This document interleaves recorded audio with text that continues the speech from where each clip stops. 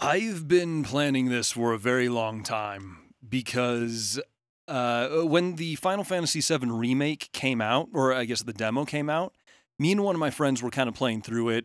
We never quite finished it. But when the full game came out, we were going to play. Oh, the Squaresoft logo. Wow, that was a hit of nostalgia. That actually kind of. You know what? I'm just gonna take in this little intro. Just kind of for myself. I'll see you guys in a moment. Alright. God, that Squaresoft logo. I grew up with a lot of Squaresoft games, like Chrono Trigger, Secret of Mana, Secret of Evermore, Super Mario RPG, Legend of the Seven Stars, not to mention a bunch of early Final Fantasy games. But that was like you'd start up a game, you'd see the Squaresoft logo, and you knew you were in for a good time. Anyway, what was I saying? Oh, yeah. So I was going to play through the Final Fantasy VII Remake with a friend, but, well, lockdown was basically going on then. So I kind of decided that if we didn't play through it, instead what I was going to do is I was going to play through the original, which I've never actually played before other than maybe, I want to say up to the first save point, which I remember being like 20, 30 minutes into the game, but it might have been a lot less than that. It's been a really long time. And then roughly the same amount of time into the remake. So I'm going to play through the original, and then I'm going to play through the remake. And I just want to see the differences, just, kind of the experience, I guess. Also, I've talked to a bunch of friends who, I guess, are much bigger fans of these games than I am. So they've kind of given me, like, little tips here and there of, like, when to stop playing, that kind of stuff. So, yeah. Also, is her name Eris, or is it Aerith?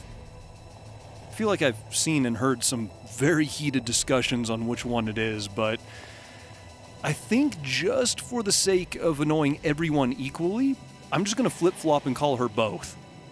So, yeah, zero consistency. Actually, the really kind of embarrassing part about this game is, I was actually given this game as a gift, like 20-something years ago, but I was told by the family member who gave it to me that consoles were, basically waste of money, so I could just put the disc in a computer and it would work. Obviously not the case at the time.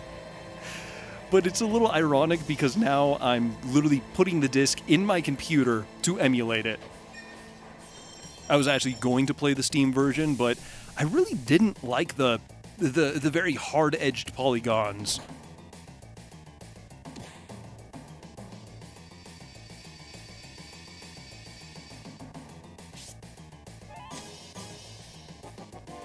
What was this guy's name? I just remember his voice from the remake. It was kind of like a, come on, newcomer, follow me. It's like somewhere around that, like, the real gravelly kind of whatever. Although, wait, I think. Are you kidding me? Okay, so one of my friends told me there was a game-breaking item on this first, whatever this guy is.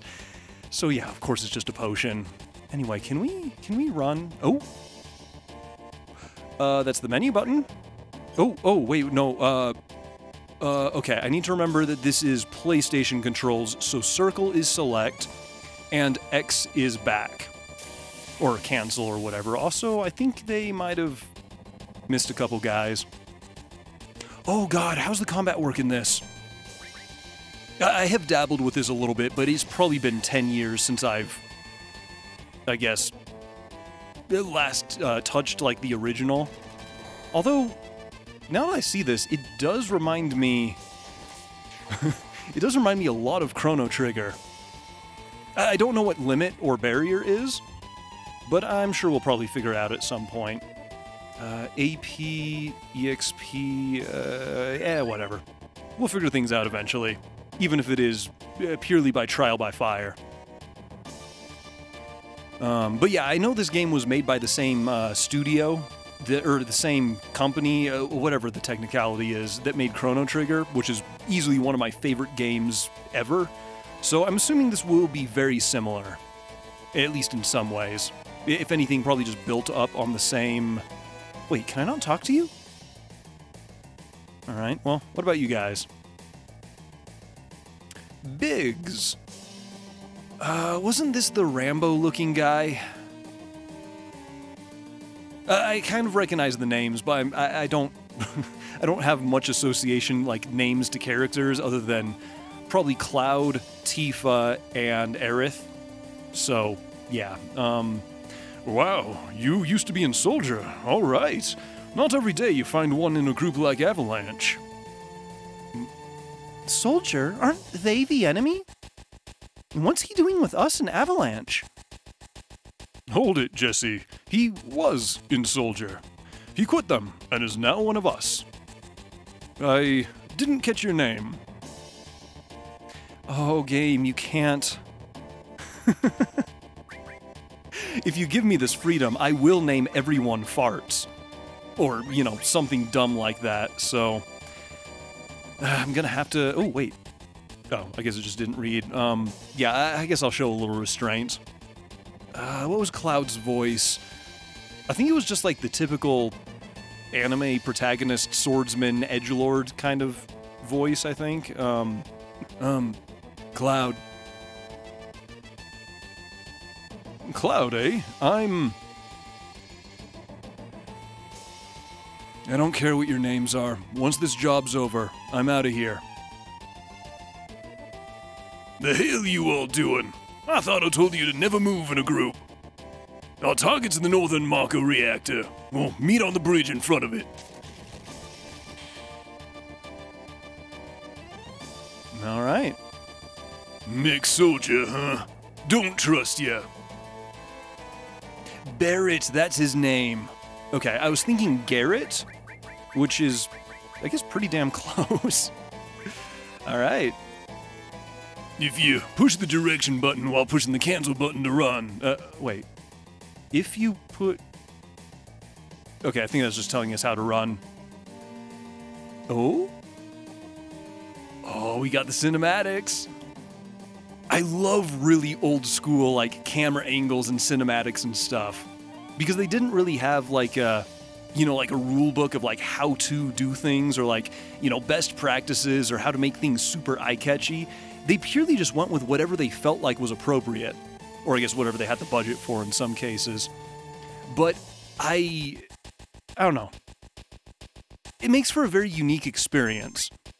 Not everything might be super great, but it's unique, I guess. It's more of a genuine experience, I feel like, rather than just something that's, you know, custom tailored just to be some cinematic BS or whatever. So, I don't know. I'd much rather have, like, a unique experience than a, you know, by-the-books good experience. Now, that being said, I have no idea where this game will fall, because, again, I've never played it, even though I've heard almost nothing but good things about it. So, also, why am I not running? In here, I think? Okay. Ooh, combat right away. Alright. So, we've got Pokemon-style combat, where it just happens. I actually don't mind that too much, to be honest. Alright, well... Wait, warning, warning. What is that? Machine gun. Alright, well, I have no idea what that was then. I don't think we have anything to worry about. This... I'm assuming we're gonna be heavy in, like, tutorial areas for a while. Or, you know, basically... maybe not necessarily tutorial, but just an area that kind of lets you play around with much less consequences. I guess we'll kind of see how things go. Also, I'm a little curious why it isn't playing the victory music. I mean, I don't care if you've played a Final Fantasy game or not, you know the victory music. Wedge, that's his name. I remember he has, like, the very soft kind of voice. I know I cannot mimic it, but it's kind of... I don't know, it's kind of a cool voice. Or at least, like, in the talking about the Final Fantasy VII Remake, at least. I'll secure the escape passage. Concentrate on the mission, Cloud. Geez, we're really gonna blow this huge furnace up? This'll be something to see. Alright. I don't know, I'm a little curious, just like the characters. It's kind of the one thing with, like, any JRPG, is it's really about the characters, so I don't know. I guess we'll see how things go. I'm sure I'll start falling in love with a couple of them at some point. Or, okay, maybe not in a weird way, but just, you know, really enjoying the characters, I should say. I know somebody will probably take that way too literally just because, I don't know, usually dumb stuff like that happens whenever you say stuff online, so yeah. Ooh, this music. Also, I'm going to walk slowly because it'll give me a time to use my other hand to turn the volume up a little bit. There we go. Yo, this is your first time in a reactor? No, after all, I did work for Shinra, you know. The planet's full of Mako energy. People here use it every day. It's the lifeblood of this planet, but the Shinra keep sucking the blood out with all these weird machines. I'm not here for a lecture. Let's just hurry. That's it. You're coming with me from now on. Alright, wait, does that mean he joined our party? Was this? Ah, yes, he is in the party. Okay, cool. Wow, I'm 10 minutes into this already? It feels like, oh god, I need to remember, X is back, circle is forward. I'm so used to, like, I guess Xbox, or typical, like, Xbox setup, whatever. Biggs and I got the code for this door. Wait, Biggs is here? Oh, he's standing in front of the purple thing, or pink thing, or whatever. I didn't even see him at first. Code deciphered. It is kind of a little bit of the downside with some of these graphics, is if you don't know exactly what to look for, it's a little easy to miss things. Think of how many people risk their lives just for this code. Wait, how many? I mean, as far as I know, it's the four of you plus me, I guess? Who knows? Code deciphered. Okay, and I also remember that over here, in the remake, at least I think this is the area. Actually, that's flashing, so I think that might be... Ah, Phoenix Down. Okay. Yeah, so I have a couple friends who have played through both this game and the remake and stuff a few times. I was kind of asking them a little bit just for pacing, because I don't want to play any farther past the where the remake ends. So, yeah, I was kind of asking about that, and they said that the end of Disc 1 lines up just about with the end of the remake.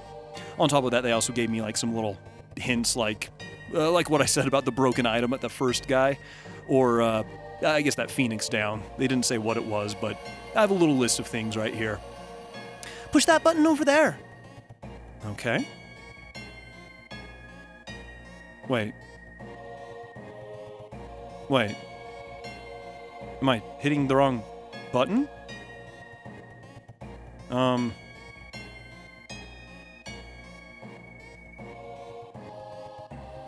Oh, hey, if I hold right bumper, I think that sticks me to... Wait, no. I don't know what that does. Wait, what button? Am I losing my mind? That is the button, right? Oh, no, it's the arrows. You know, that does make a lot more sense in hindsight. I thought it was the big yellow thing. I didn't even piece together that... Yeah, you know what, elevator, that does kind of make sense, I guess. Little by little, the reactors will drain out all the life, and that will be that. It's not my problem. The planet's dying, Cloud. The only thing I care about is finishing this job before the security and the robo-guards come.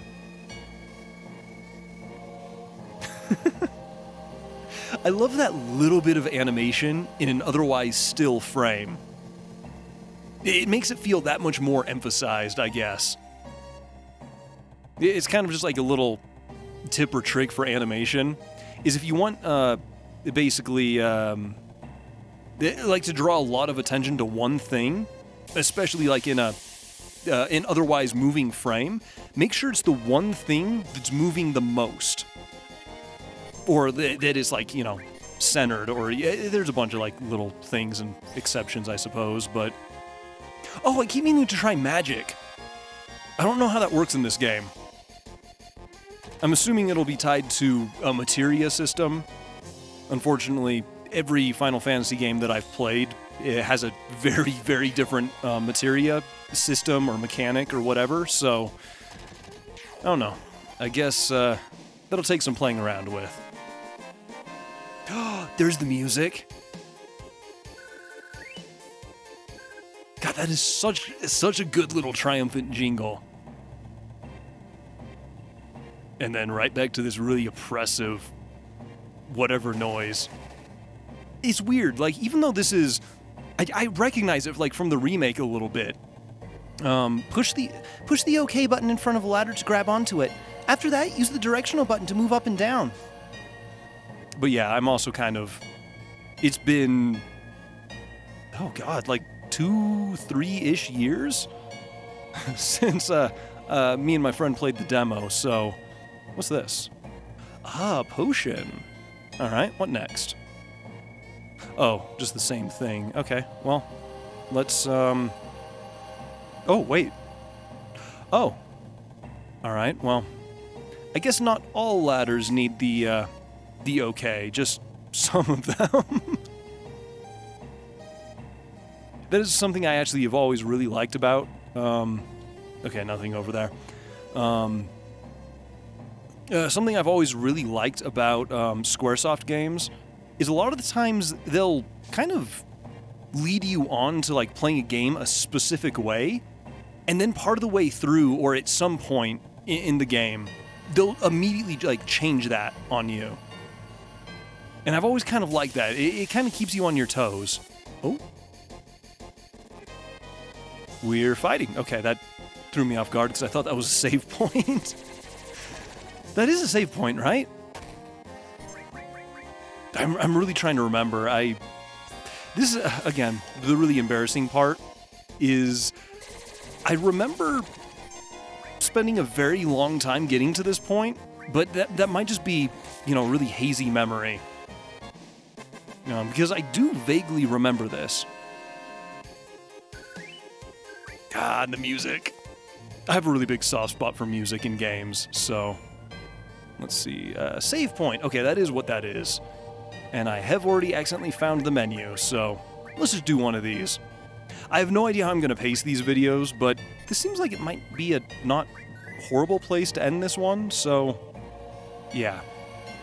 I'm not going to worry too much about like trying to specifically end videos at certain areas. I'm just going to edit them so that they end. But this one, this feels like a decent place.